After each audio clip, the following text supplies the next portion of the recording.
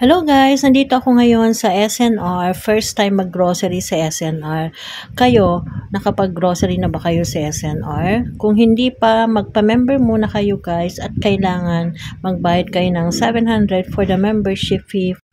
Good for 1 year na yan guys. At pwede kayong magsama ng tatlong kasama sa bahay or friends nyo. Ayan. And then, pwede nyo rin gamitin sa ibang brands. Kailangan nyo lang guys mag-present ng 1 valid IDs and then pwede nyong bayaran cash or credit card basis. Ang laki pala ng SNR guys, parang warehouse siya. Pag nag-grocery ako guys, I make sure na yung mga essentials lang ang binibili ko at yung kaya ko lang bilhin. Tumingin-tingin kami dito, yung mga prices nila a little bit higher than sa mga other supermarket. May mga naka-sale naman, pero sa tingin ko, medyo pricey pa rin. Although dito kasi sa SNR sa Taguig ay hindi pa gaanong may mga sales. Kumbaga yung mga sales nila parang ordinary sales lang, yung wala pa yung talagang pinaka-sales nila. So tumingin-tingin ako sa mga appliances, furnitures, mga dinnerware, kitchenwares. Ayan, nandito kami ngayon sa mga appliances.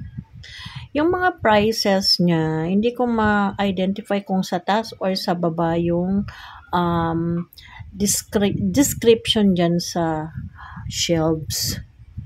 Hindi kasi ako nakasuot ng salamin. So, binabasa ko yun. Hindi ko ma-distinguish kung yung description is para sa baba or para sa taas. Ayan. So, ang ginawa ko, nagsuot ako ng salamin para mabasa ko kasi hindi ko gaanong mabasa yung mga nakasulat. Ayan. Okay naman yung mga appliances nila. Mura.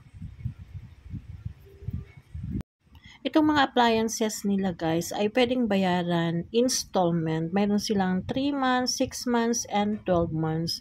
Yung iba affordable. At saka yung iba naman medyo pricey. Ayan. Tumingin-tingin lang kami, umikot-ikot. Ayan, tinitignan, nagko-compare ako ng mga prices. Siyempre, nanay, kailangan natin magtipid. Kung saan tayo makakatipid.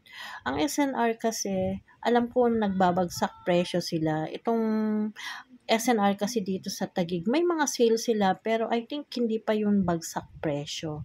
Ayan, so kailangan kong itry sa iba. Nag-membership ako dito sa SNR para ma-experience ko din kung anong laman sa loob. Although nakikita ko na sa mga advertisement ng SNR ay mura, bagsak presyo, mga imported, may mura, may mahal, ayan.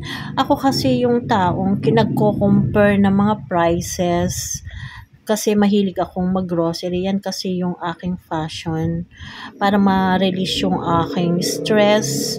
Mahilig akong mag-grocery although ang pag-grocery kasi is very essential.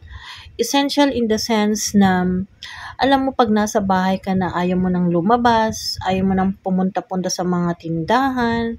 Gusto ko kasi parating nandyan na yung aking gagamitin, yung mga ingredients. Ayaw kong takbo dito, takbo doon. So, I make sure na nakapag-grocery ako weekly. Pag wala naman akong pang-grocery, ayun, namimili na ako ng pakonti-konti. Alam niyo ba guys, nung pumunta kami dito sa SNR Taguig, dinayo pa namin, nilakad lang namin from Market and that is Ayala Mall to BGC 32nd Street Taguig, BGC Taguig. Ayan, dito sa SNR. Nilakad lang namin guys, kaya hindi kami pwedeng bumili ng mabibigat, madami. Bumili kami lang ng coffee, biscuits, drinks, ayan, toothpaste, yung mga essential lang. Ganun lang ako pag mag-grocery. Binibili ko lang yung mga kakailanganin namin sa bahay. At hindi ko tinitignan yung brand. Tinitignan ko yung price kung saan ako makakamenos. Ganun kasi tayo mga nanay. Kung saan tayo makakamenos. Hindi yung kuha ng kuha. Tapos pagdating sa counter, ang laki-laki na pala ng ating bill.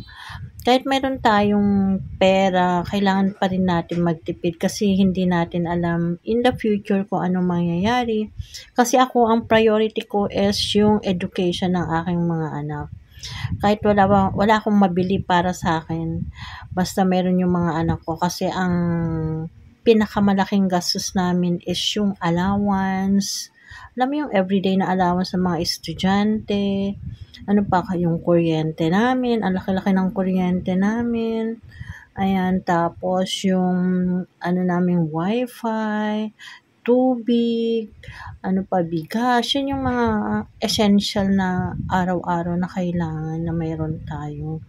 Ayan, yung mga mantika, ayan, lalo na yung mga mineral water. So, yun yung mga essential natin na kailangan nasa atin araw-araw. So, kayong mga nanay, paano rin kayo magtipid? Paano kayo mamili sa grocery para makatipid or makatulong naman sa husband natin sa pagtitipid? Pagkatapos namin bumili ng mga grocery, pumunta naman ako sa wet section. Ang lawak-lawak pala nitong SNR. Ayan, tingin dito, tingin doon. Pumunta rin ako sa mga, alam mo yung mga fruits nila, sa wet section. Ayan, ikot lang kami ng ikot. Tumingin ng mga pwedeng mabili, yung mga naka-buy one, take one. Mostly dito sa SNR, guys, maraming naka-sale, buy one, take one. Ayan. Iba kasi yung mga spam dito at saka spam na yung mga Korean. Ito kasi mga US spam, I think. Ayan. Pero as much as possible, huwag kumain ng mga dilata. Kasi mayroon yan mga ingredients na bawal sa mga may edad. Kahit sa mga bata, bawal. Ayan. Wala pa gaanong naka-buy one take one dito sa SNR Taguig. Dito sa SNR, may mga big sizes din sila kung gusto nyong makamenos. Kaya, pwede kong i-recommend ang SNR para sa mga big sizes gaya ng mga sabon. Yun yung mga nakita ko mga bigas. Ayan. Pero kailangan nyo munang magpa-membership, guys.